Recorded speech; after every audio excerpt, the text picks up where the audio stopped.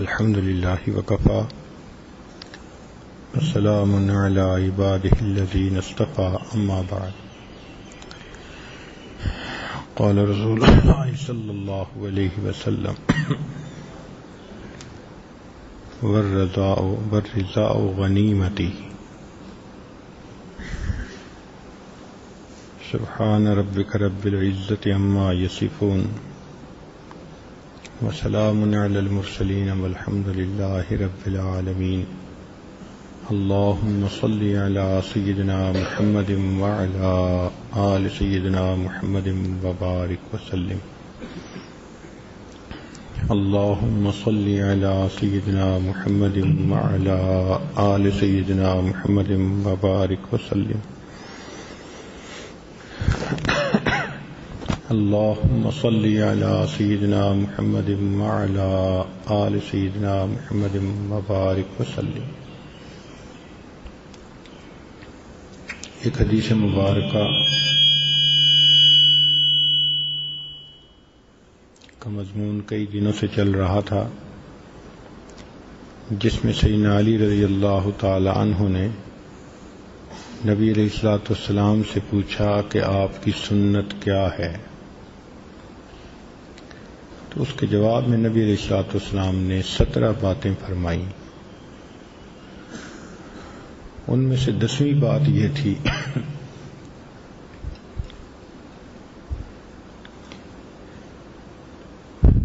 کہ رضا میری غنیمت ہے، میری زندگی کا نصب العین ہے، آبجیکٹو آف لائف ہے. ہر انسان زندگی میں کسی نہ کسی کو راضی کرنے میں لگا ہوا ہے. کوئی اپنے افسر کو، کوئی اپنے مالک کو، کوئی اپنے محبوب کو، کوئی نہ کوئی ایسا شخص ہوتا ہے کہ جس کو راضی کرنے میں لوگ لگے ہوتے ہیں. مومن اپنی زندگی میں اپنے پروردگار کو راضی کرنے میں لگا ہوتا ہے. یہ مومن کی زندگی کا نصب العین ہے، مقصود ہے، مقصد زندگی ہے. اگر کوئی ہم سے پوچھے کہ آپ کی زندگی کا مقصد کیا ہے، تو ہم 2 لفظوں میں جواب دیں گے: اللہ رب العزت کی رضا. اللہ تعالیٰ کو راضی کرنا یہ ہماری زندگی کا مقصود ہے. چنانچہ اگر مجھے پتہ چل جائے کہ اللہ رب العزت مجھ سے راضی ہیں، تو میں ابھی اسی لمحے مرنے کے لیے تیار ہوں. نہ مجھے کہیں جانے کی خواہش ہے، نہ کسی کو دیکھنے کی خواہش ہے، نہ کسی سے بات کرنے کی خواہش ہے. میرا مقصود مل گیا. اگر میرا رب مجھ سے راضی ہو گیا تو یہ ہماری زندگی کا مقصود ہے. اللہ تعالیٰ کی ذات بھی بڑی اور اللہ رب العزت کا ذکر بھی بڑا اور اللہ رب العزت کی رضا بھی بڑی. چنانچہ ہم اکثر کہتے ہیں اللہ اکبر. یہ اللہ اکبر اللہ رب العزت کی عظمت کا اقرار ہے کہ اللہ سب سے بڑے ہیں، سب سے بڑے ہیں. تو اللہ تعالیٰ کی ذات بھی بڑی ہوئی، اور اس کے بعد اللہ تعالیٰ کی یاد سب سے بڑی. چنانچہ ہم یہ بھی کہتے ہیں کہ وَلَذِكْرُ اللَّهِ اکبر، خود قرآن نے کہا. چنانچہ سیدنا ابن عباس رضی اللہ عنہ سے کسی نے پوچھا کہ سب سے بڑا عمل کیا ہے؟ انہوں نے کہا کہ مجھ سے پوچھتے ہو تو کیا میں تمہیں قرآن میں سے بتاؤں؟ ان کا جی بالکل بتائیں. تو انہوں نے فرمایا کہ اللہ رب العزت نے فرما دیا وَلَذِكْرُ اللَّهِ اکبر، اور اللہ تعالیٰ کا ذکر، اللہ کی یاد سب سے بڑا عمل ہے. ایک اور چیز سب سے بڑی ہے، اللہ رب العزت نے قرآن مجید میں جس کو کھولا فرمایا ورضوان من اللہ اکبر، اور اللہ رب العزت کی رضا، اس کو راضی کرنا، یہ سب سے بڑی بات ہے۔ جس بندے نے اللہ رب العزت کو راضی کر لیا اس نے مقصد زندگی کو پا لیا۔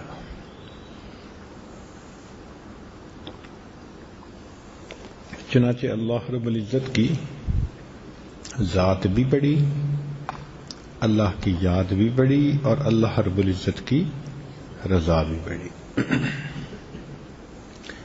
اب یہاں پر جو مشائخ طریقت تھے ان میں ایک بحث چل پڑی۔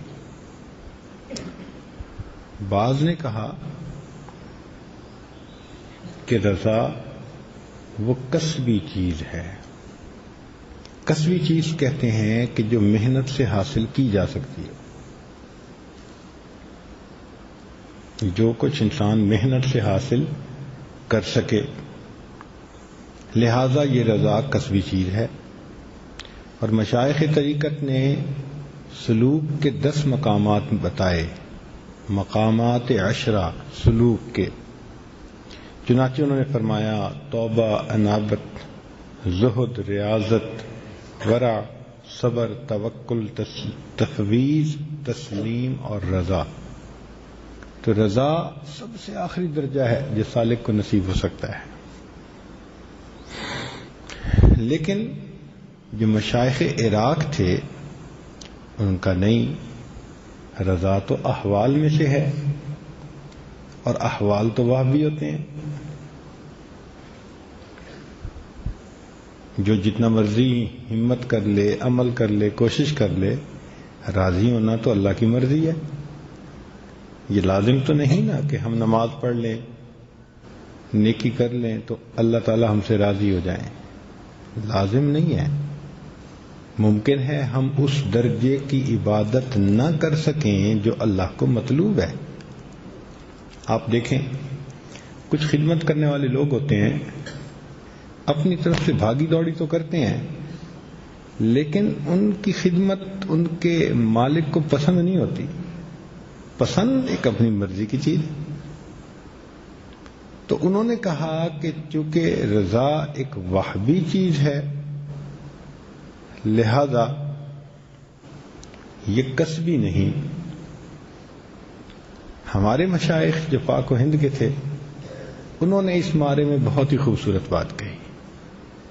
انہوں نے کہا کہ دیکھو، رضا کی ابتدائی کیفیت وہ کسبی ہے اور انتہائی کیفیت وہ وہبی ہے۔ لہذا اگر بندے کے قدرت میں نہ ہوتا اس چیز کو حاصل کرنا تو اللہ تعالیٰ کبھی بھی بندے کے ذمہ نہ لگاتے کہ تم مجھے راضی کرو۔ تو ہے نا بندے کے اختیار میں آخر۔ تو اس لیے بندہ جب کوشش کرتا ہے تو اللہ رب العزت کی رضا کو پا لیتا ہے۔ بنی اسرائیل والوں نے ایک مرتبہ حضرت موسیٰ علیہ السلام سے ایک عجیب سوال پوچھا۔ کہنے لگے کہ اے اللہ کے پیارے نبی صلی اللہ علیہ وسلم، آپ جاتے ہیں کوہ طور پر اللہ تعالیٰ سے ہم کلامی کرنے ہیں، تو آپ اللہ تعالیٰ سے یہ بات پوچھئے گا کہ ہمیں کیسے پتہ چلے کہ اللہ رب العزت ہم سے راضی ہیں؟ بھئی ہم اپنی طرف سے تو کوششیں کر رہے ہیں، لیکن یہ کوششیں اللہ تعالیٰ کو راضی کر بھی رہی ہیں یا نہیں کر رہی؟ تو حضرت موسیٰ علیہ السلام نے یہ سوال پوچھا۔ اللہ رب العزت نے جواب میں فرمایا کہ میرے پیارے کلیم، بنی اسرائیل کو جا کر کہہ دو کہ یہ کام تو بہت آسان ہے معلوم کرنا کہ اللہ تعالیٰ راضی ہے یا نہیں۔ وہ کیسے؟ فرمایا کہ اگر یہ لوگ اپنے دلوں میں مجھ سے راضی ہیں تو میں پروردگار ان سے راضی ہوں، اور اگر یہ اپنے دلوں میں مجھ سے شکوے رکھتے ہیں تو میں پروردگار ان سے بھی ناراض ہوں۔ چنانچہ اب کام آسان ہو گیا۔ ہر بندہ اپنے دل میں جھانک کے دیکھے اگر دل کی یہ کیفیت ہے کہ بندہ کہے کہ اللہ میں تجھ سے راضی، اس کا مطلب اللہ بھی بندے سے راضی. اور اگر بندے کے ذہن میں ہو اللہ نے مجھے یہ نہیں دیا، وہ نہیں دیا، میرا یہ کام نہیں کیا، میری دعا قبول نہیں کی، شکوے ہوتے ہیں نا ذہنوں میں، تو اگر بندے کے ذہن میں یہ کیفیت ہوگی تو اللہ تعالیٰ بھی اس سے ناراض ہوگا.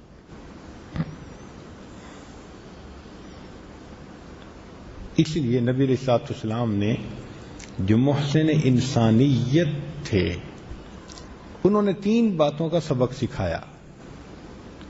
فرمایا کہ تم صبح میں یہ دعا مانگا کرو، رضیت باللہ ربا، میں اللہ سے راضی کہ وہ میرا پروردگار ہے، میں اللہ سے راضی کہ وہ میرا پروردگار ہے، وبمحمد النبی، اور میں میں محمد صلی اللہ علیہ وسلم سے راضی کہ وہ میرے نبی ہیں، وبالاسلام دینا، اور میں اسلام سے راضی کہ وہ میرا دین ہے. میں تینوں سے خوش ہوں. اب اس میں سے ہر ایک کی اپنی تفصیل ہے. ہم اللہ تعالیٰ سے راضی کہ وہ ہمارے پروردگار ہیں. پروردگار کہتے ہیں رب کو. رب، اللہ اکبر، عجیب. رب کہتے ہیں اس ذات کو جو کسی کو درجہ بدرجہ تدریجاً نقطۂ کمال تک پہنچا دے، اس کو رب کہتے ہیں. جو رفتہ رفتہ کسی کو نقطۂ کمال تک پہنچا دے اس کو کیا کہتے ہیں؟ اس کو رب کہتے ہیں. چنانچہ اللہ تعالی ہمارے رب ہیں، وہ ہمیں پالتے ہیں اور انسان کو نقطۂ کمال تک پہنچاتے ہیں. لیکن اگر مجازن دیکھیں تو ماں باپ بھی انسان کو پالتے ہیں. اسی لیے عربی میں یہ لفظ ان کے لیے بھی استعمال ہوا، وَرَبِّ ارْحَمْهُمَا كَمَا رَبَّيَانِي صَغِيرًا. لیکن ان کی ربوبیت اور ان کی ربوبیت میں فرق ہے. وہ کیسے؟ کہ انسان تو پرورش دیتا ہے اپنے صرف بچوں کو، اور اللہ تعالیٰ پرورش دیتے ہیں ساری مخلوق کو. انہوں نے پرورش دی حال میں، اور اللہ تعالیٰ پرورش دیتے ہیں ماضی میں بھی جو گزرے، جو حال میں موجود ہیں اور آئندہ مستقبل میں جو بھی آئیں گے. تو اللہ تعالیٰ کی ربوبیت تو کچھ اور ہے، مگر لفظ یہ استعمال ہوتا ہے، رب کا لفظ استعمال ہوتا ہے. اللہ اکبر کبیرہ، یہ رب کا لفظ عجیب ہے. اس پر ایک بات مجھے یاد آئی کہ قرآن مجید کی ایک آیت ہے جس میں اللہ تعالیٰ فرماتے ہیں وَإِن مِّن شَيْءٍ إِلَّا يُسَبِّحُ بِحَمْدِهِ وَلَٰكِن لَّا تَفْقَهُونَ تَسْبِيحَهُمْ. جو کوئی بھی چیز ہے وہ اللہ تعالیٰ کی حمد بیان کرتی ہے، تم اس کی تسبیح کو سمجھ نہیں سکتے. تو ہر چیز اللہ تعالیٰ کی حمد بیان کرتی ہے، ہر چیز. ان من شیئن، جو کوئی بھی چیز ہے.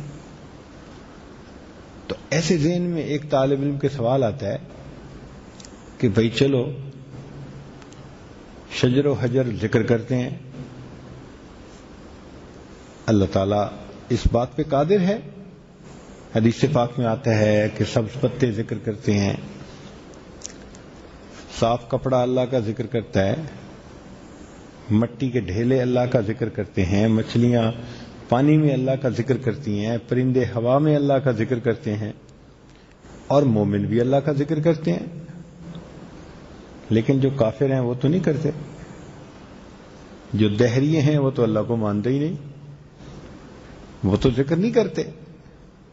مگر اللہ تعالیٰ فرماتے ہیں کہ ہر چیز اللہ کا ذکر کرتی ہے، اور ہر چیز میں دہریے بھی شامل. تو پھر اس کی کیا تفصیل ہوئی بھائی؟ دہریے تو ذکر نہیں کرتے اللہ کا، وہ مانتے ہی نہیں، تو ذکر کیا کریں گے؟ تو طالب علم کے ذہن میں ایک سوال پیدا ہوتا ہے کہ بھئی دہریے نے کیسے ذکر کیا اللہ کا، وہ تو مانتا ہی نہیں اللہ تعالیٰ کو۔ اللہ کی شان۔ ایک مرتبہ مجھے ایک جگہ جانا پڑا، ہمارے ایک دوست تھے امریکہ میں، وہ دل کے بڑے اسپیشلسٹ تھے، مجھے چند دن وہاں ٹھہرنا تھا۔ وہ مجھے کہنے لگے کہ حضرت میں آپ کو اپنا دفتر دیکھنے کے لیے لے جاؤں گا، دعا بھی کرواؤں گا۔ ہم نے کہا بہت اچھا۔ چنانچہ دن میں وہ مجھے اپنے دفتر میں لے گئے، سارا دفتر انہوں نے دکھایا کہ جی میں ہارٹ کا بڑا اسپیشلسٹ ہوں، اور پھر مجھے کہنے لگے کہ میں مختلف مشینوں سے دل کی کام کو چیک کرتا ہوں کہ دل ٹھیک کام کر رہا ہے یا نہیں۔ ان مشینوں میں ایک مشین تھی اس کے پاس، اس کو کہتے ہیں ایکو کارڈیوگراف۔ میں نے پوچھا یہ کیا؟ کہنے لگے جی کہ اس سے دل کے اندر خون آ کیسے رہا ہے اور جا کیسے رہا ہے، اس کی تصویر بھی ٹی وی پہ آ جاتی ہے پوری، اور اس کی آواز بھی باقاعدہ سنائی دیتی ہے۔ مجھے کہنے لگے جی اچھا میں ذرا چیک کرتا ہوں۔ اور بھی ساتھی تھے، کہنے لگے جی اچھا موقع ہے، پتہ بھی چل جائے گا، ٹیسٹ کرواتے رہنا چاہیے جب انسان 50 سے اوپر ہو جاتا ہے۔ چلو جی، ہم نے کہا بہت اچھا۔ انہوں نے اب مشین جو تھی اس کے ذریعے سے دیکھنا شروع کیا۔ وہ اوپر لگاتے ہیں ایسے ہی یہاں بدن کے اوپر، اور اندر کی پوری تصویر آ جاتی ہے، اور دل کیسے سکڑ رہا ہوتا ہے اور پھیل رہا ہوتا ہے، اور خون کو کیسے لے رہا ہوتا ہے، کیسے دے رہا ہوتا ہے، وہ پوری رنگدار تصویر آ جاتی ہے۔ ہم حیران ہوئے کہ اللہ کی شان دیکھو۔ جب انہوں نے وہ تصویر مجھے دکھائی تو کہنے لگے جی میں آپ کے دل کا جو پمپ چل رہا ہے اس کی پوری آواز بھی سناؤں آپ کو؟ میں نے کہا سنائے۔ لو جی، انہوں نے اس بٹن کو آن کیا تو اس کے اندر نا ڈب ڈب ایسے جی آواز آتی ہے نا، جیسے پمپ چلتا ہے ایسے آواز آنے لگی کہ ویسے باقاعدہ پیچھے سے وہ خون لے رہا ہے اور آگے خون دے رہا ہے۔ وہ کہنے لگے جی کہ یہ کتابوں میں لکھا ہوا ہے کہ انسان کا ذکر انسان کا دل جو ہے نا یہ لب ڈب کرتا ہے، یعنی جب لیتا ہے تو اس کو لب کہا، اور جب دیتا ہے تو اس کو ڈب کہا۔ تو کتابوں میں یہ لکھا ہوا ہے سائنسدانوں نے کہ انسان کے دل کے پمپ کی جو آواز ہے وہ لب ڈب لب ڈب۔ جب انہوں نے یہ بات کہا تو میں نے کہا ڈاکٹر صاحب تھوڑی دیر ٹھہرنا۔ کہنے لگا کیا؟ میں نے کہا ذرا غور سے سنیں، یہ تو سائنسدانوں نے دھوکہ دیا ہے مجھے لگتا ہے، یہ آواز لب ڈب تو نہیں ہے۔ کہنے لگے کیا ہے؟ میں نے کہا یہ آواز تو ہے رب رب رب رب۔ پھر وہ کہنے لگے ہاں بالکل یہ لفظ کے بالکل قریب ہے۔ اب ہم جتنے بندے وہاں تھے نا 3-4، ہم سب نے غور سے اس آواز کو سنا۔ وہ مجھے کہنے لگے کہ یہ بالکل ٹھیک ہے، یہ لب ڈب نہیں ہے، یہ تو سیدھا سیدھا رب رب رب اس طرح کی آواز ہے۔ میں نے کہا ڈاکٹر صاحب اگر یہ بات ہے نا تو آج مجھے ایک بات سمجھ میں آ گئی کہ اللہ تعالیٰ فرماتے ہیں کہ ہر چیز دنیا کی اللہ کو یاد کرتی ہے۔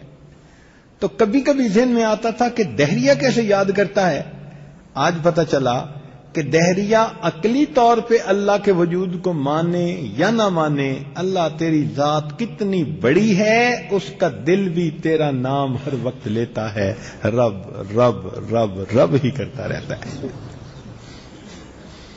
اللہ اکبر۔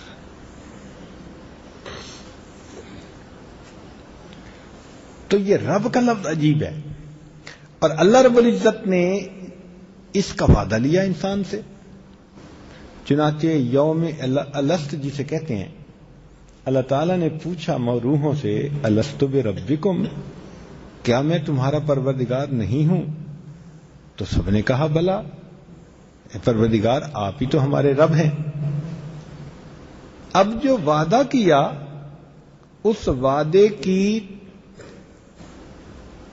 تکمیل کے لیے کہ وعدے کو پورا کر دکھاؤ، اللہ تعالیٰ نے بندوں کو دنیا میں بھیج دیا کہ میرے بندوں دنیا میں جاؤ اور دنیا میں جا کے پھر زندگی گزارو، تو ہم تمہیں دیکھتے ہیں کہ تم رب سمجھتے کس کو۔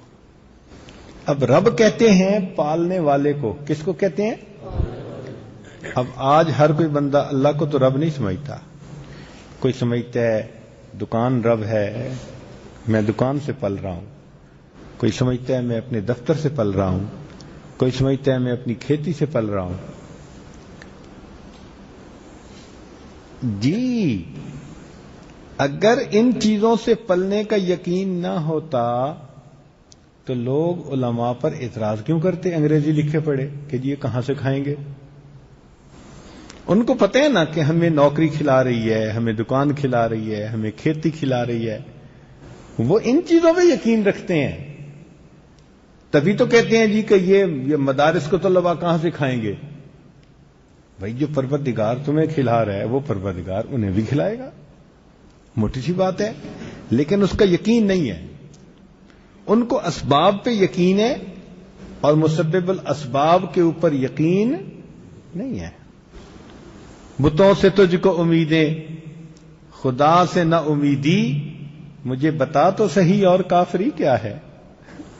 یہی تو کفر ہے کہ اللہ پہ نظر نہ ہو اور انسان کی نظر مخلوق پہ لگی ہوئی ہو، اسباب پہ لگی ہوئی ہو۔ تو ہمارا رب کون ہے؟ اللہ ہے۔ اس لیے آپ قرآن مجید میں دیکھیں تو قرآن کی ابتدا رب سے۔ دیکھیے قرآن مجید کی پہلی آیت سورہ فاتحہ کی کیا ہے؟ الحمدللہ رب العالمین۔ تو پہلی آیت میں رب کا تذکرہ ہے نا، اور قرآن کی آخری آیت میں بھی ربوبیت کا تذکرہ۔ آخری سورت کون سی ہے؟ سورۃ الناس۔ تو اس سورۃ الناس میں اللہ تعالیٰ کیا فرماتے ہیں؟ قل اعوذ برب الناس، اس میں بھی ربوبیت کا تذکرہ۔ اور درمیان میں آپ ہر دوسرے چوتھے صفحے پہ دیکھیں آپ کو رب کا نام ملے گا۔ عجیب بات کہ قرآن مجید میں جتنی دعائیں سکھائی گئیں وہ رب کے نام سے مانگنی سکھائی گئیں۔ ربنا آتنا فی الدنیا، ربنا ظلمنا انفسنا، ربنا لا تزغ قلوبنا، ربنا هب لنا من ازواجنا وذرياتنا، ربنا اغفر لنا ذنوبنا واسرافنا فی امرنا۔ تو ساری دعائیں کس لفظ سے مانگی گئیں؟ رب کے لفظ سے۔ اب اس میں کیا حکمت ہے؟ اس میں ایک بڑی خصوصیت کی بات ہے۔ اب ذرا میری بات کو پہلے آپ مثال سے سمجھیں۔ مثال یہ ہے کہ ایک بچہ اگر روئے اور اس کی ماں کا نام ہو فاطمہ اور وہ کہے فاطمہ فاطمہ فاطمہ، تو ماں کا دل بچے کے لیے اتنا نہیں تڑپے گا۔ بات سمجھے نا؟ وہ کہے نا بار بار فاطمہ فاطمہ فاطمہ، تو فاطمہ کے لفظ سے اس کی ماں کا دل نہیں تڑپے گا۔ اور اگر وہی بچہ اماں اماں کہتا ہے تو اماں کا لفظ سن کے اس کا دل فوراً تڑپ جائے گا۔ کیوں؟ کہ اماں کہنے سے بچے اور ماں کا جو ایک خاص تعلق ہے نا، اس کی طرف اشارہ ہوتا ہے کہ تو ہے جو مجھے پال رہی ہے، جو میری پرورش کر رہی ہے، جو میری ضرورتوں کو پورا کرنے والی ہے۔ تو فاطمہ کی بجائے اماں کا لفظ کہنے سے ماں کا دل زیادہ بچے کی طرف کھنچتا ہے۔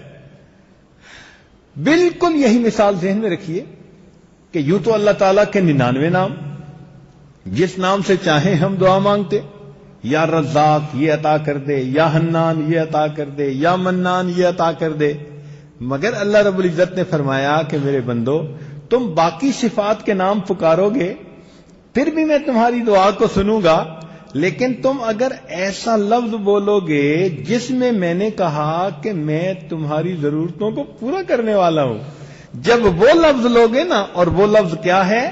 رب ہے، تو تمہارا رب کا لفظ لینا ایسا ہی ہے جیسے بچے کا اپنی ماں کو پکارنا.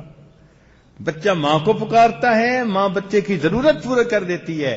بندو تم اپنے رب کو پکارو گے، میں تمہاری ضرورتوں کو پورا کر دوں گا. لہذا قرآن کریم کی جتنی بھی دعائیں ہیں، ربنا ربنا ربنا، اللہ اکبر، یوں اللہ کو پکارنا ربنا اور اے رب اللہ کو بڑا پسند ہے.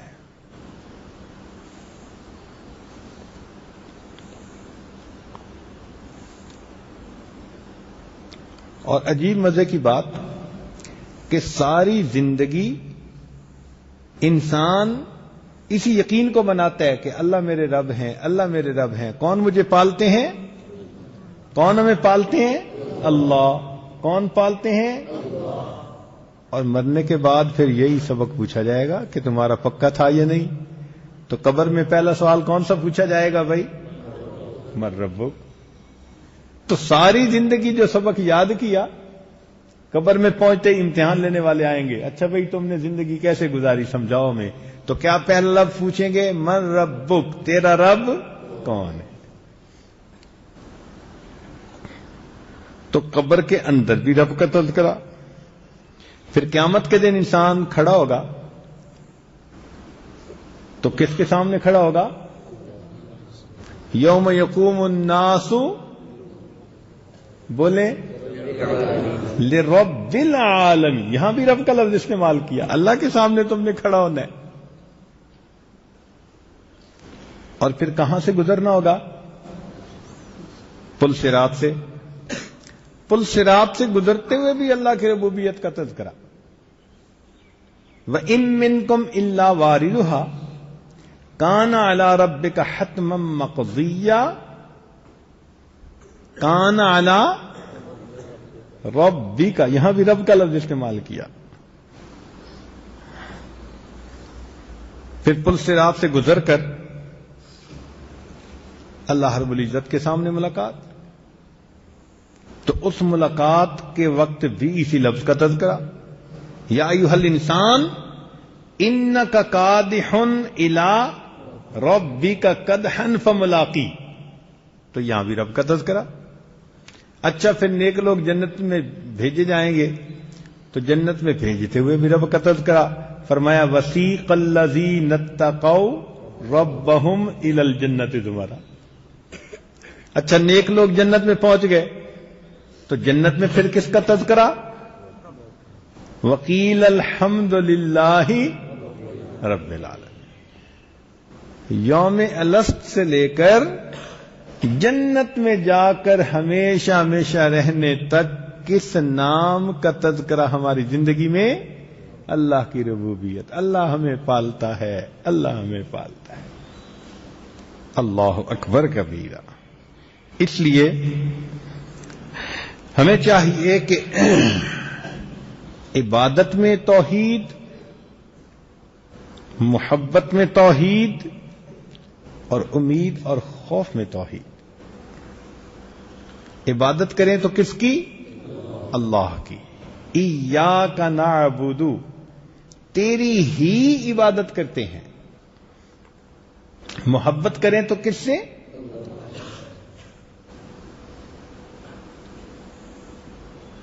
والذین آمنوا اشد حبا للہ، اللہ سے شدید محبت. اور تیسری چیز کیا؟ امید اور خوف ہو تو وہ کس سے؟ واللہ احق ان، اللہ تعالیٰ اس بات کا زیادہ حقدار ہے کہ تم نے ڈرنا ہے تو اللہ سے ڈرو.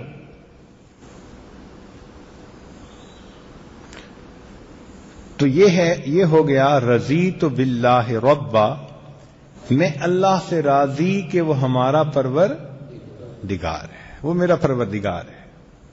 اور دوسری بات وبمحمد نبیہ، اور میں محمد صلی اللہ علیہ وسلم سے راضی کہ وہ میرے نبی ہیں. ہم نبی علیہ الصلوۃ والسلام سے خوش ہیں، راضی ہیں. وہ ہمارے پروردگار، وہ ہمارے نبی ہیں، ہمارے زندگی کے امام ہیں. دیکھیں ایک ہوتا ہے نماز کا امام. قاری صاحب نماز پڑھاتے ہیں نا تو جتنے پیچھے مقتدی کھڑے ہوتے ہیں سب کو وہی کرنا ہوتا ہے جو قاری صاحب کر رہے ہیں. اب قاری صاحب رکوع میں چلے جائیں اور ایک بندہ کہ نہیں جی مجھے تو قیام میں بڑا مزہ آ رہا ہے، اور وہ نہ جائے تو اس کی نماز ہو جائے گی؟ تو امام کی ماننی پڑے گی نا. امام سجدے میں تو مقتدی سجدے میں، امام اٹھ کے بیٹھ گیا اتحیات میں تو مقتدی بھی اٹھ کے بیٹھے، اور امام نے سلام پھیرا تو مقتدی بھی سلام پھیرے. تو نماز کامل تب ہوتی ہے جب مقتدی اپنے امام کی پیروی کرے. یہ بات ٹھیک ہے نا؟ جس طرح ہماری نماز کی حالت ہے، ہماری پوری زندگی ایک نماز کی مثال ہے، اور ہماری اس زندگی کی نماز کے امام سیدنا رسول اللہ صلی اللہ علیہ وسلم ہے. اب ہم کھائیں ان کی طرح، پئیں ان کی طرح، مسکرائیں ان کی طرح، چلیں ان کی طرح، دیکھیں ان کی طرح، کپڑے پہنیں ان کی طرح، عبادت، معاشرت، معیشت، ہر چیز ان کی طرح اگر کریں گے تو گویا ہم ان کی اقتداء کرنے والے بن جائیں گے، اور اس اتباع کی وجہ سے اللہ تعالی ہماری پوری زندگی کو قبول فرما لیں گے. اس لیے نبی علیہ السلام نے ارشاد فرمایا قل ان کنتم تحبون اللہ فاتبعونی یحببکم اللہ. اگر تم اللہ سے محبت کرتے ہو میری اتباع کرو، اللہ تم سے محبت فرمائیں گے. اس لیے ہم نبی علیہ الصلوۃ والسلام کے غلام ہیں. نبی علیہ الصلوۃ والسلام کے غلام ہیں، بے دام ہیں.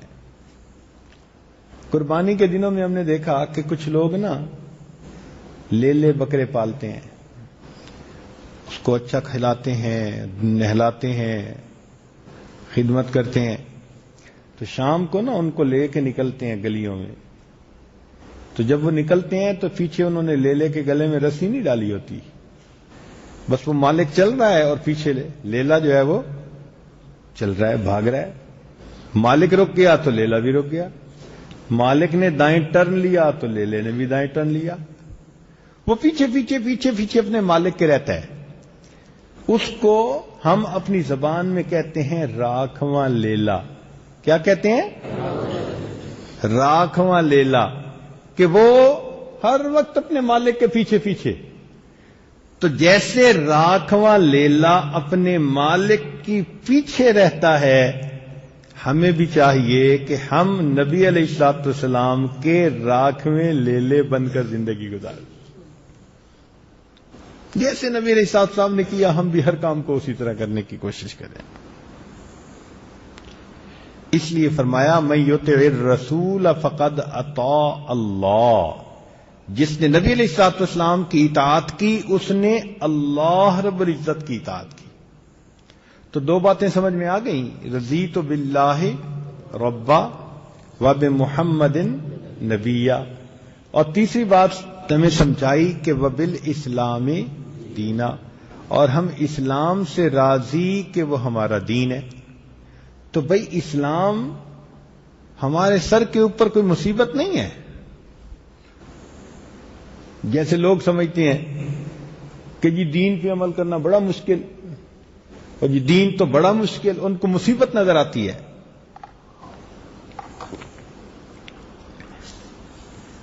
دین ہرگز مصیبت نہیں ہے، دین تو اللہ کی نعمت ہے. اس لیے اللہ تعالیٰ ارشاد فرماتے ہیں الیوم اکملت لکم دینکم واتممت علیکم نعمتی، اور میں نے اپنی نعمت تمہارے اوپر مکمل کر دی. تو دین تو اللہ تعالیٰ کی، بولے کیا دے؟ اللہ تعالیٰ کی دین، اللہ تعالیٰ کی نعمت ہے. اور ہم کوئی مارے باندھے دین کو قبول نہیں کیا، ہم نے خوش ہو کے دین کو قبول کیا ہے، اپنی رضا سے، اپنے پیار سے، دل کی چاہت سے دین کو قبول کیا ہے. جب چھوٹے تھے تو ماں باپ نے ہمیں دین کی طرف متوجہ کیا، اب ہم بالغ ہو گئے، بڑے ہو گئے، اب ہم نے اپنے اختیار سے دین کو قبول کیا. بات کی سمجھ آ گئی نا؟ کیوں بھائی؟ اب ہم نے کیسے دین کو قبول کیا؟ اپنے اختیار سے. دین اسلام میں کچھ ایسی خوبیاں ہیں جو کسی اور طریقے حیات میں نہیں ہے.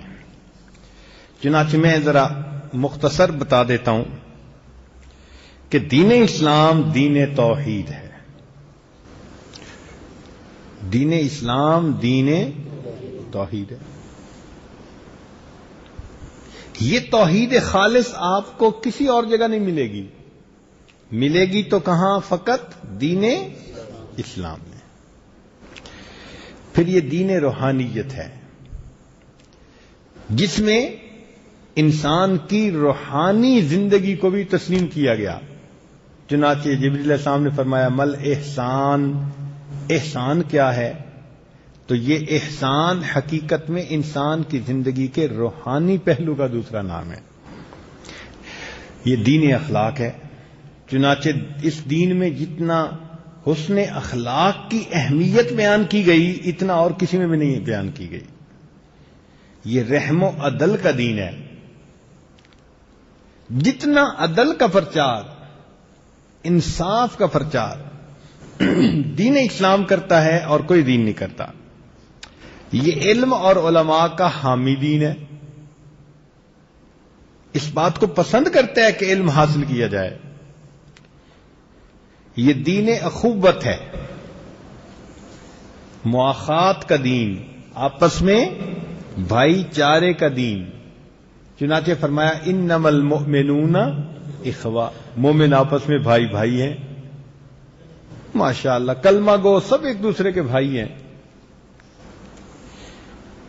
اور یہ دین محبت ہے کہ انسان کو اللہ کی محبت سکھاتا ہے اور مخلوق کے ساتھ بھی محبت سے پیش آنے کا طریقہ سکھاتا ہے. اور دین مساوات ہے کہ اس دین کے اندر لوگوں میں، بندوں میں کوئی اونچ نیچ نہیں ہے، سب اللہ کے بندے ہیں. اب دیکھیں نماز میں جب کھڑے ہوتے ہیں تو کہیں لکھا ہوا ہے کہ جی امیر لوگ اگلی صفوں میں، غریب لوگ پچھلی صفوں میں. جیسے دنیا والوں کے کسی تقریب میں جاؤ نا تو امیروں کے لیے اگلی کرسیاں اور غریبوں کے لیے پچھلی جگہیں.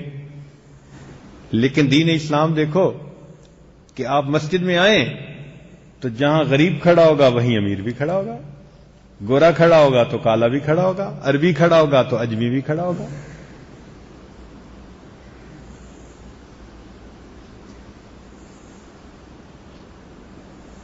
آ گیا این لڑائی میں اگر وقت نماز، قبلہ رو ہو کے زمیں بوس ہوئی قوم حجاز. بندہ و صاحب و محتاج و غنی ایک ہوئے، تیری سرکار میں پہنچے تو سبھی ایک ہوئے.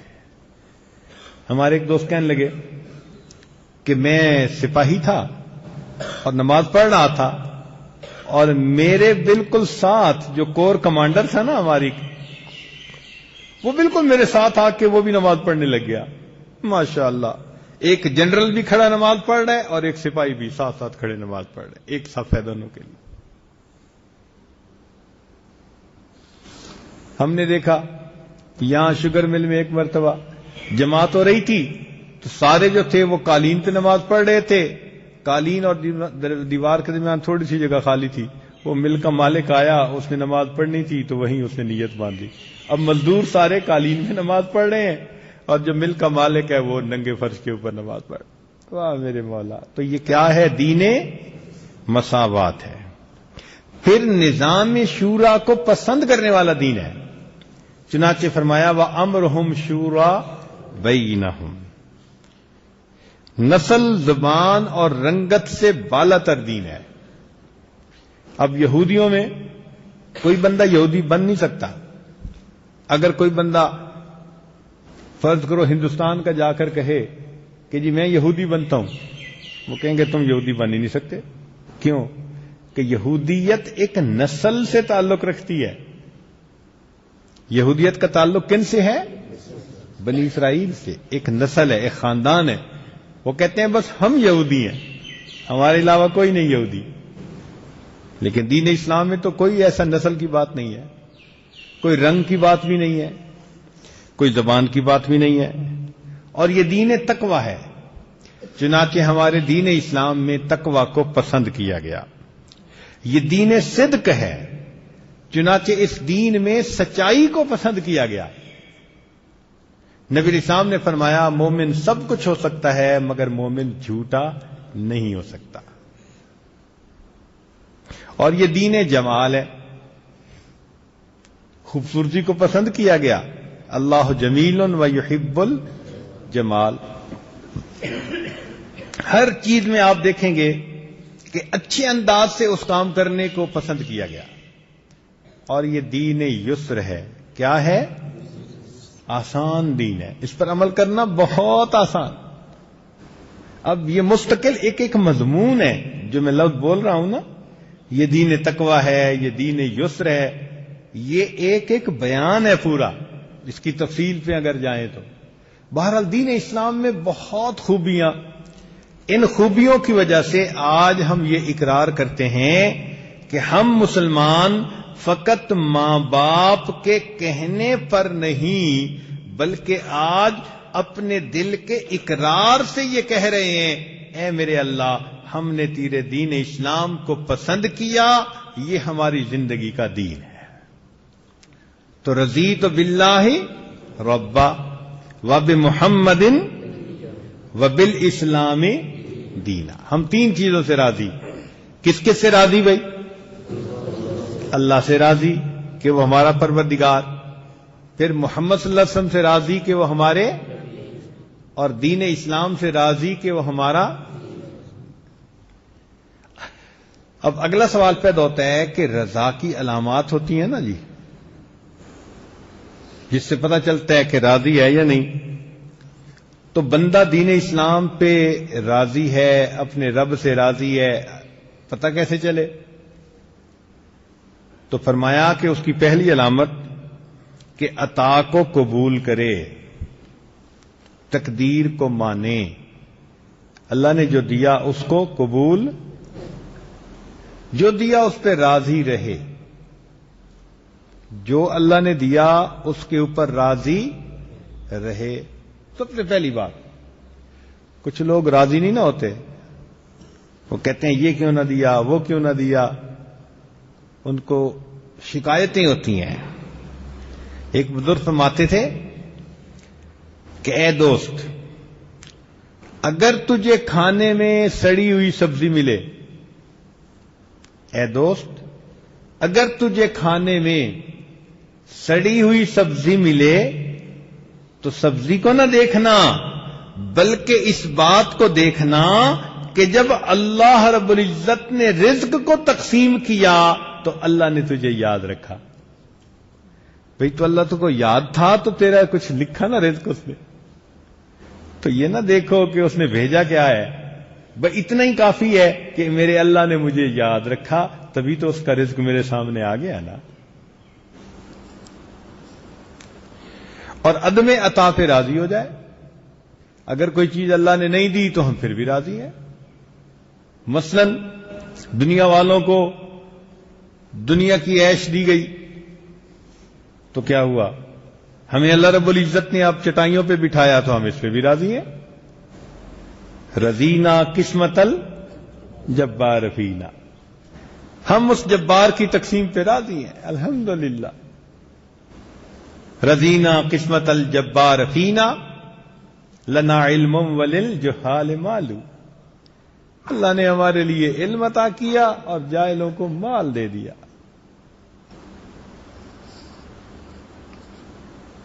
اور تیسری چیز کہ انسان پر اگر قبض کی کیفیت ہو تو اس میں بھی وہ اللہ کی عبادت میں لگا رہے.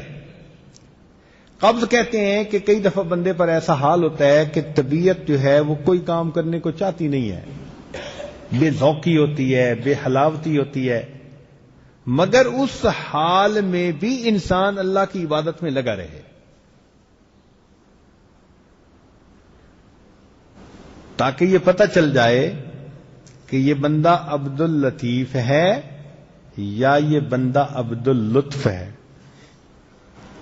کچھ بندے ہوتے ہیں نا جی، لطف آیا تو بس بڑا لگے ہوئے ہیں اور لطف آنا بند ہو گیا تو نمازیں بھی ختم ہو گئی.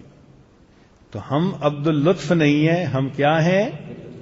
عبد اللطیف ہیں. ہم اللہ کی رضا کے لیے سب کرنے والے ہیں. اور بست میں اللہ تعالیٰ کا شکر ادا کرے، اس کی اطاعت کرے، جس کا کھائیے اس کے گیت گائیے۔ آج کل ہم نے دیکھا کہ اللہ کی رضا کی بجائے اکثر اوقات لوگ مخلوق کی رضا دل میں رکھتے ہیں۔ ایسا ہوتا ہے کہ نہیں ہوتا؟ کیوں عزیز طلباء؟ ہوتے ہیں نا۔ اس کی ایک مثال، جب شادی کا موقع آتا ہے نا تو ہر بندہ چاہتا ہے کہ جی سب رشتہ داروں کو راضی کرو، سب رشتہ داروں کو راضی کرو، تو جی یہ بھی بناؤ ورنہ لوگ کیا کہیں گے، انتظام ایسے کرو ورنہ لوگ کیا کہیں گے، جہیز اتنا دو ورنہ لوگ کیا کہیں گے، یہ کام ایسے کرو ورنہ۔ جب ذہن میں یہ ہے نا کہ لوگ کیا کہیں گے تو یہ اس کی دلیل کیا ہوئی کہ کس کو راضی کر رہے ہیں؟ لوگوں کو راضی کر رہے ہیں۔ اور عجیب بات ہے کہ شادی کے اوپر جو روٹھے ہوئے رشتہ دار ہوتے ہیں نا ان کو بھی راضی کر لیتے ہیں۔ ماموں ناراض جا کے منا لیا، خالہ ناراض جا کے منا لیا، بہن ناراض جا کے منا لیا، چھوٹے بھی ناراض تو ان کو بھی جا کے منا لیا۔ حتیٰ کہ ہم نے دیکھا کہ کسی گھر کی نوکرانی روٹھ کے چلی گئی تو اس کی طرف بھی بندہ بھیج دیتے ہیں، جی اس کو کہو کہ کوئی بات نہیں، غلطی ہے، ہم نے تمہیں ڈانٹ دیا، تم ناراض ہو گئی، چلو ہماری شادی کا موقع ہے، تم آ جاؤ گھر۔ تو شادی کے موقع پہ رشتہ داروں کو بھی راضی کر لیا، محلے والوں کو بھی راضی کر لیا، دوستوں کو بھی راضی کر لیا، گھر کے نوکروں اور خادموں کو بھی راضی کر لیا۔ تو کیا شادی میں کوئی دیکھتا ہے کہ میں نے اللہ کو بھی راضی کیا یا نہیں کیا؟ یاد ہی نہیں ہوتا۔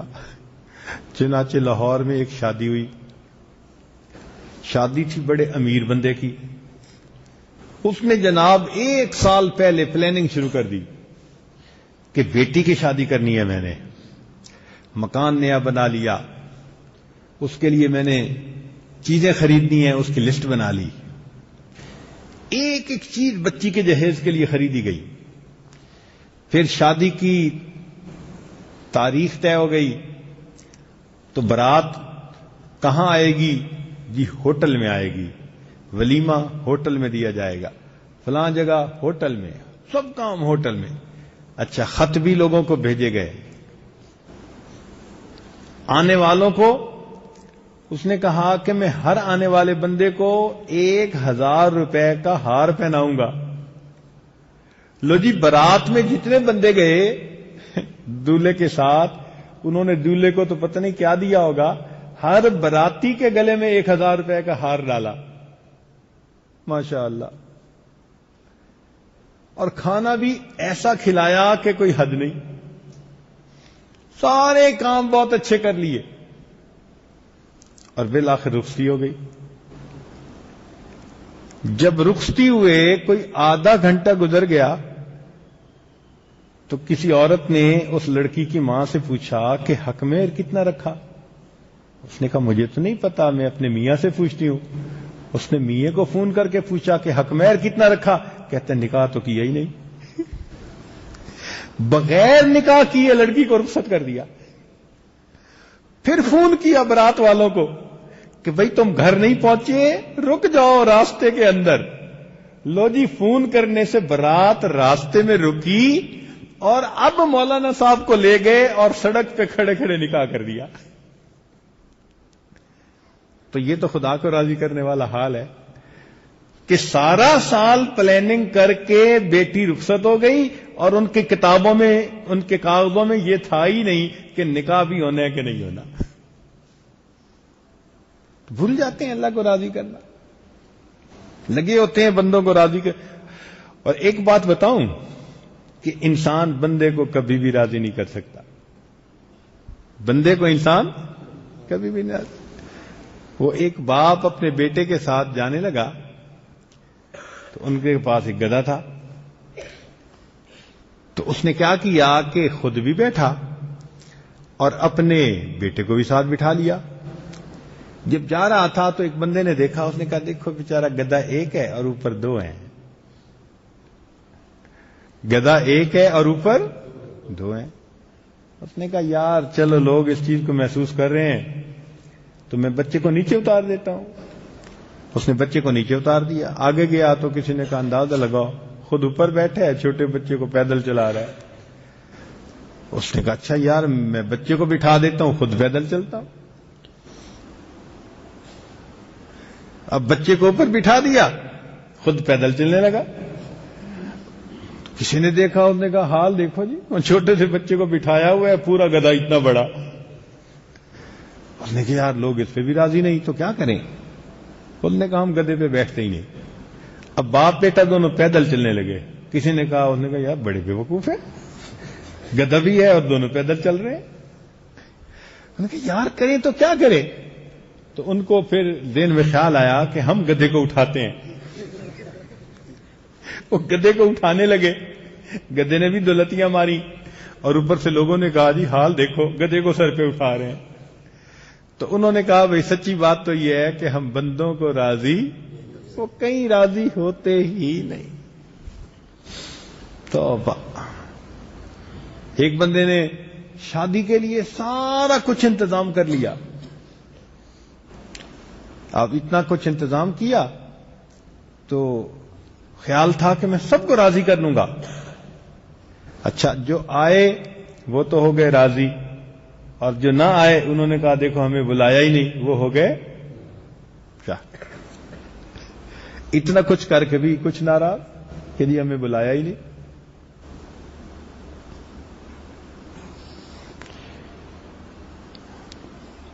جیسے بچے کو راضی نہیں نہ کیا جا سکتا. بچے کو راضی کیا جا سکتا ہے, بچے کو راضی نہیں کیا جا سکتا, اللہ ہی اسے راضی کرے. ایک بادشاہ تھا تو اس نے اپنے وزیر کو کہا کہ بھائی تم اپنے بیٹے کو لے آنا, میں چاہتا ہوں کہ میں بچے کو ذرا پیار کروں, بٹھاؤں پاس. وہ وزیر اپنے بچے کو لے آیا. لو جی بچہ جو ہے وہ رونے لگا. بادشاہ نے کہا یہ کیوں رو رہا ہے. اس نے کہا جی یہ ڈیمانڈ کرتا ہے کبھی کچھ اور میں تو اس کی ہر بات کو پورا نہیں کر سکتا. اس نے کہا بادشاہ سلامت, مشکل ہے میرے لیے اس کی ہر بات کو پورا کرنا. بادشاہ نے کہا یہ کون سا مشکل ہے, جو کہتے ہیں پورا کر دو. اس نے کہا بادشاہ سلامت پورا نہیں کر سکتے. اس نے کہا اچھا پھر مجھے بتاؤ میں پورا کرتا ہوں. لو جی بچہ رونے لگا. بادشاہ نے پوچھا کیا چاہیے. اس نے کہا ہاتھی چاہیے. بادشاہ نے حکم دیا کہ جی وہ میرے جو ہاتھیوں کا ہے نا سواریوں کا مسئلہ, وہاں سے ایک ہاتھی کو لے کے آ جاؤ. لو جی ہاتھی آ گیا. اب بچے نے تھوڑی دیر اس کو دیکھا تو اس کے بعد بچہ پھر رونے لگا. بادشاہ نے کہا اب تجھے کیا چاہیے. اس نے کہا جی کہ مجھے سوئی چاہیے. اس نے کہا لا دو بھائی. تو بچے کو سوئی لا کے دے دی. اب تھوڑی دیر بعد بچہ پھر رونے لگا. تو بادشاہ نے کہا بھائی اب کیوں رو رہے ہو. کہتا ہے جی ہاتھی کو جو سوئی کا ناک ہے نا اس کے اندر سے گزارو. تو بھی آپ راضی تو نہیں کر سکتے.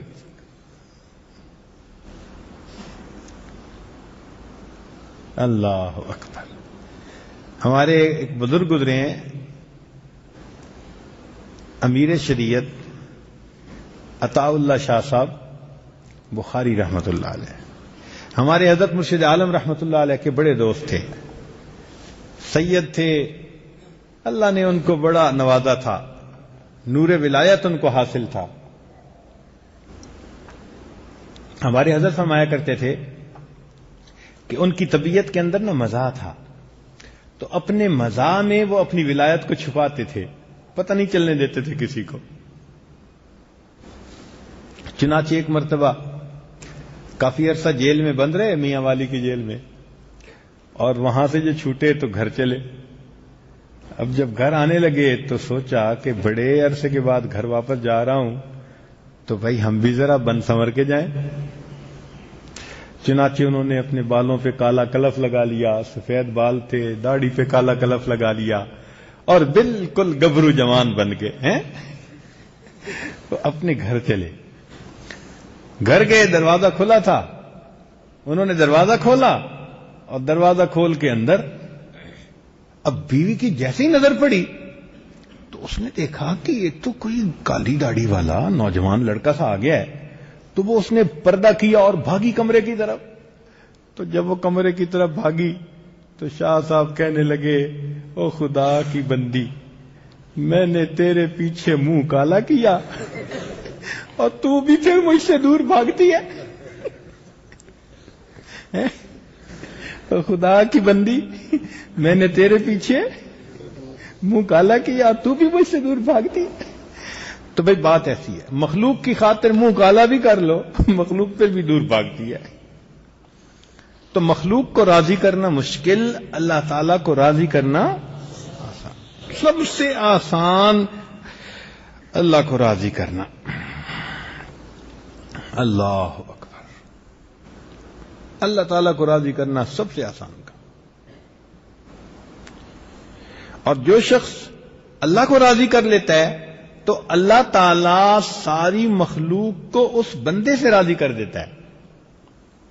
اس کو کہتے ہیں ربا تو راضی تے سارا، ربا تو راضی تے سارا جگ راضی.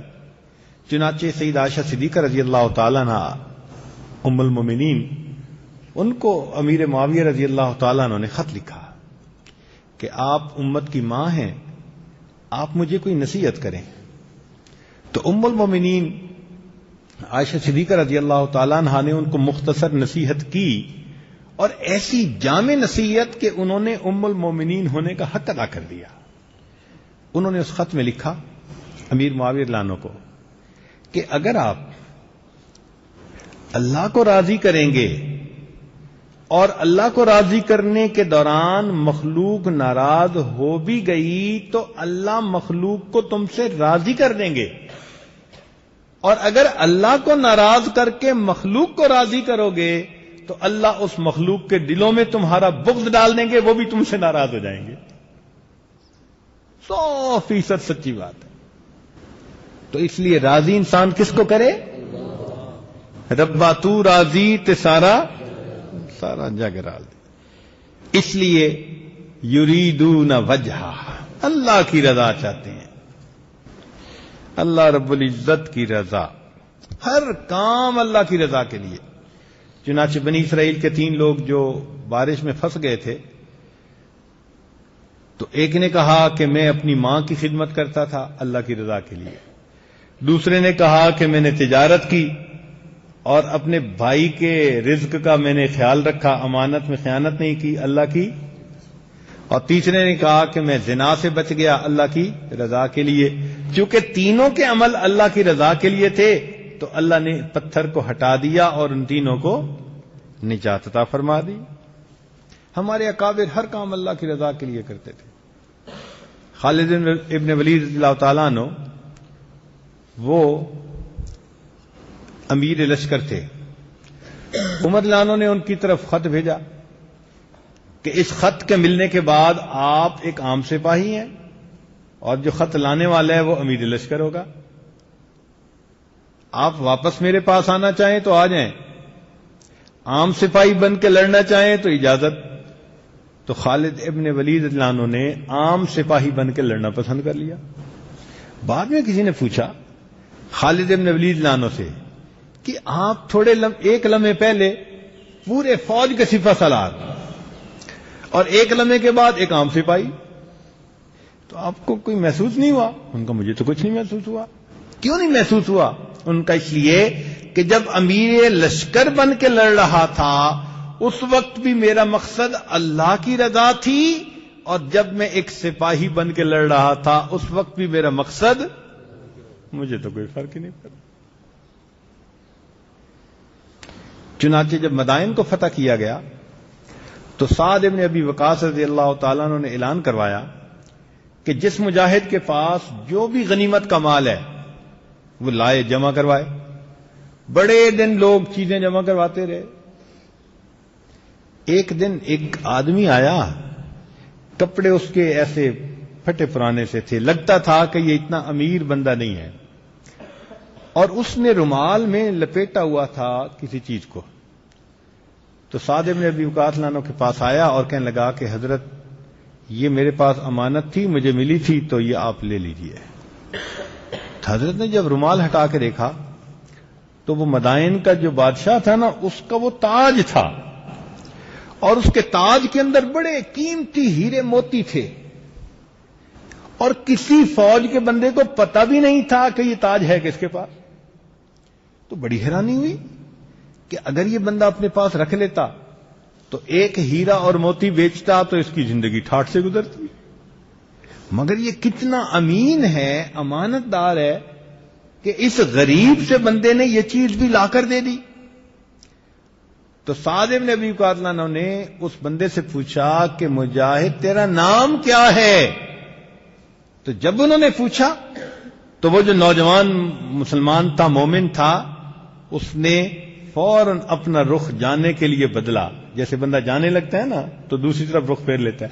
اس نے بھی رخ پھیرا اور چلنا شروع کیا، اور چلنا شروع کرتے ہوئے کہنے لگا کہ امیر لشکر، جس اللہ کی رضا کے لیے میں نے یہ عمل کیا وہ اللہ میرا نام بھی جانتا ہے، میرے باپ کا نام بھی جانتا ہے. میں نے اللہ کے لیے یہ کام کیا. اللہ اکبر کبیرہ.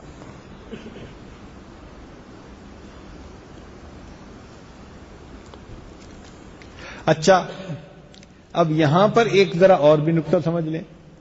کہتے ہیں جی کہ رابعہ بصری ایک مرتبہ ایک ہاتھ میں اس نے آگ اٹھا لی اور دوسرے میں پانی. تو کسی نے پوچھا کہ کہاں جا رہی ہو؟ کہنے لگا میں جا رہی ہوں، آگ میں پانی سے جہنم کو بجھا دوں گی اور میں آگ جنت کو لگا دوں گی. لوگ یا تو جہنم کے ڈر سے عبادت کرتے ہیں یا پھر جنت کی طلب میں عبادت کرتے ہیں، اللہ کے لیے نہیں کرتے. لہذا میں چاہتی ہوں کہ میں ایسا عمل کر دوں. اب لوگ اس چیز کو بڑا پیش کرتے ہیں، بعض لوگ کہ جی واہ واہ واہ، رابعہ بصریہ کا کیا مرتبہ تھا کہ نہ جنت کے لیے عبادت کرو نہ جہنم کے ڈر سے عبادت کرو، بس اللہ کے لیے عبادت کرو. امام ربانی مجدد ثانی رحمۃ اللہ نے اپنے مکتوبات میں یہ بات لکھی، لکھ کر فرماتے ہیں اگر رابعہ بیچاری راز سے واقف ہوتی تو وہ ایسا نہ کرتی. اگر رابعہ بیچاری راز سے واقف ہوتی، معرفت کا کمال حاصل ہوتا تو وہ ایسے نہ کرتی. کیوں؟ اس لیے کہ جب اللہ نے قرآن میں خود کہہ دیا واللہ یدعو الی دار السلام، اللہ تمہیں سلامتی والے گھر کی طرف بلاتا ہے، تو معلوم ہوا کہ اللہ سے جنت مانگنا اللہ کی عین رضا اور منشا کے مطابق ہے. اس لیے نبی علیہ السلام نے فرمایا کہ روزہ دار کو چاہیے کہ وہ دعا مانگے اللہم انا نسألک الجنہ ونعوذ بک من النار. تو اب پتہ چلا کہ جو صحیح یعنی عارف ہوتے ہیں وہ ہر چیز کو قرآن و سنت کی روشنی میں سمجھتے ہیں.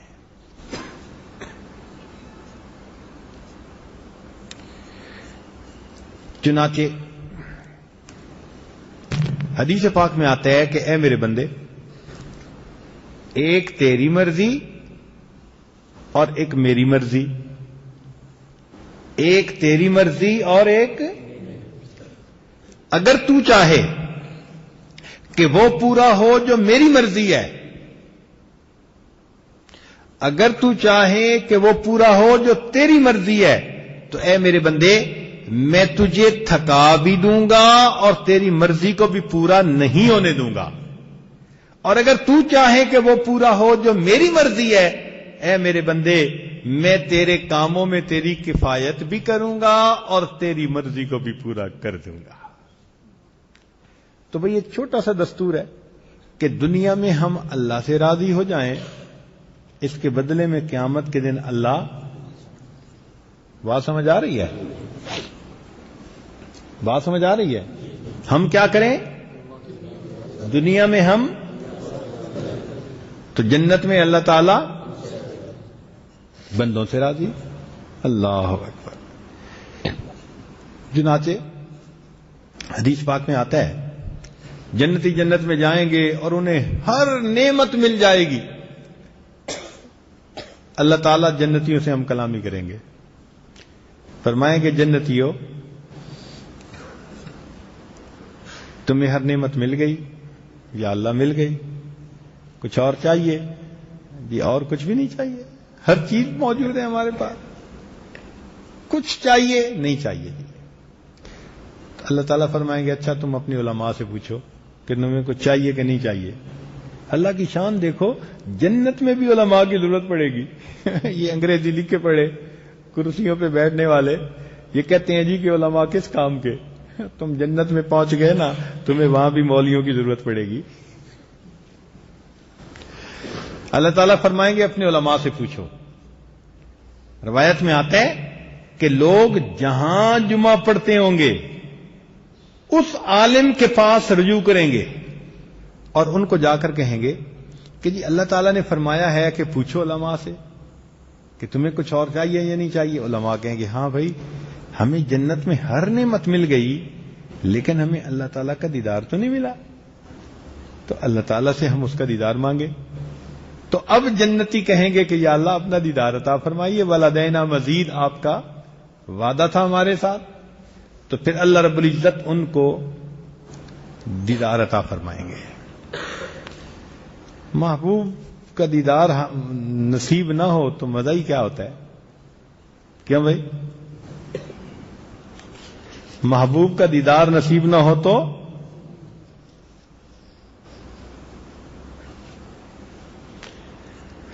کسی نے شعر لکھا، کاغذ لیا کچھ دیر سوچا عشق کا بیمار لکھ دیا۔ حکیم صاحب نے کیا کیا؟ کاغذ لیا کچھ دیر سوچا عشق کا بیمار لکھ دیا، قربان کیوں نہ جاؤں میں ایسے طبیب پر، نسخے میں جس نے شربت دیدار لکھ دیا۔ تو بھائی شربت دیدار تو ملنا چاہیے، تو جنتیوں کو شربت دیدار ملے گا۔ اب اس کی لمبی تفصیل ہے شربت دیدار کی۔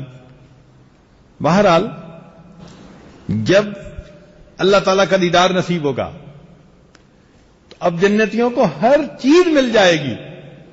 اللہ تعالیٰ پوچھیں گے اور کچھ چاہیے؟ جنتی کہیں گے اللہ اب تو آپ کا دیدار بھی مل گیا، اور کیا ہم مانگیں؟ اللہ فرمائیں گے اچھا یہ بتاؤ کہ کیا تم مجھ سے راضی ہو یہ نعمتیں ملنے کے بعد؟ تو سب جنتی کہیں گے اے اللہ ہم آپ سے راضی ہیں۔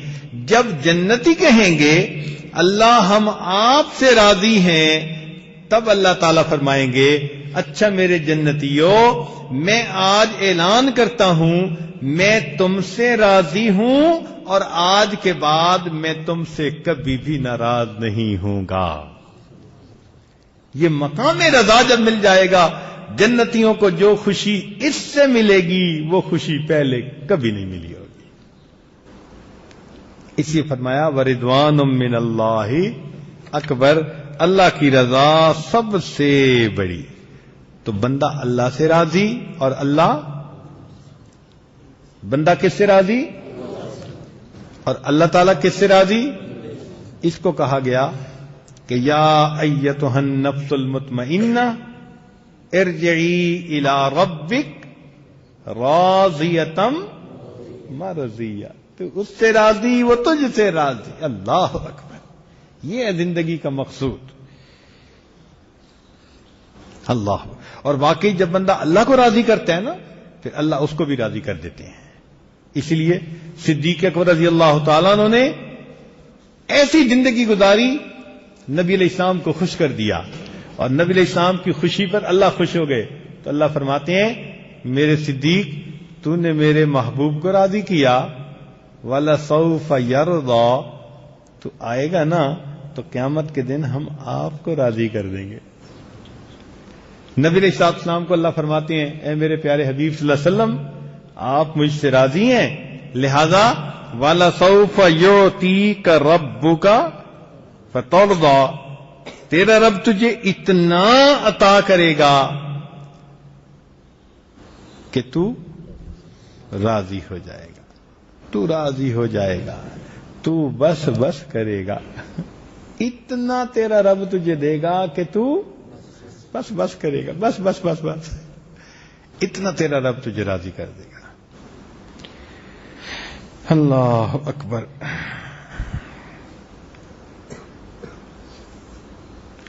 اور صحابہ رضی اللہ عنہم کی یہ شان کہ وہ اللہ سے راضی، اور اللہ تعالیٰ فرماتے ہیں رضی اللہ عنہم ورضوا، اللہ ان سے راضی اور وہ. تو بھائی ہمیں بھی اللہ سے راضی ہو جانا چاہیے. ہم اللہ سے راضی ہیں نا؟ کیوں بھائی؟ اونچا بولیں. ہم اللہ سے راضی اور اللہ. اس لیے حضرت علی عنہ ایک بات کہتے تھے، فرماتے تھے کہ اللہ میرے لیے یہی عزت کافی ہے کہ تو میرا پروردگار ہے. اللہ میرے لیے یہی عزت کافی ہے کہ تو میرا پروردگار ہے، اور میرے لیے یہی فخر کافی ہے کہ میں تیرا بندہ ہوں. اللہ تعالی ہمیں صحیح معنوں میں بندہ بن کر زندگی گزارنے کی توفیق عطا فرمائے، اور ہمیں اس دنیا کی زندگی میں اپنی رضا عطا فرمائے. کیا عطا کرے؟ تو ایک لفظ میں اگر اللہ سے کچھ مانگنا ہو تو کیا مانگو گے؟ کیوں بھائی؟ نہیں، کئی ہوں گے جو بیوی مانگیں گے. اگر کہہ دیا جائے نا کہ ایک لفظ میں کچھ مانگو تو ووٹ کدھر جائے گا؟ کیا مانگیں گے؟ اللہ کی رضا. اس لیے کہ جب اللہ راضی ہو جائے گا تو جتنی نعمتیں ملیں گی ان نعمتوں میں سے ایک نعمت بیوی بھی ہوگی. تو مانگنا کیا ہے؟ مانگنا کیا ہے؟ اللہ کی رضا. بس اس چیز کو ذہن میں رکھو. اور ہر عمل کا مقصد کیا ہے؟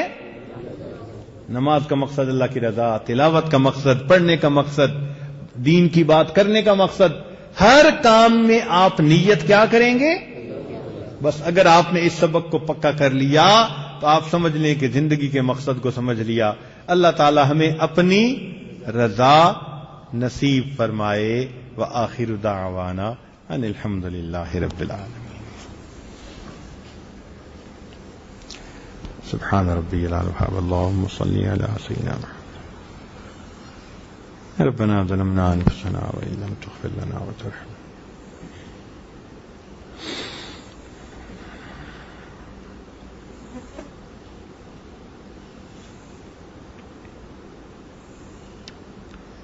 صلی اللہ تعالی علی حبیبی سیدنا محمد وعلی اجمعین برحمتک. اس میں 17 باتیں ہیں تو 10ویں بات آج ہو گئی، 11ویں انشاءاللہ پھر صبح ہوگی. کوشش میری ہوگی کہ میں آئندہ ان دنوں میں فجر کے بعد یہاں حاضر ہو کے تاکہ یہ حدیث پاک کا مضمون مکمل ہو جائے. جزاکم اللہ.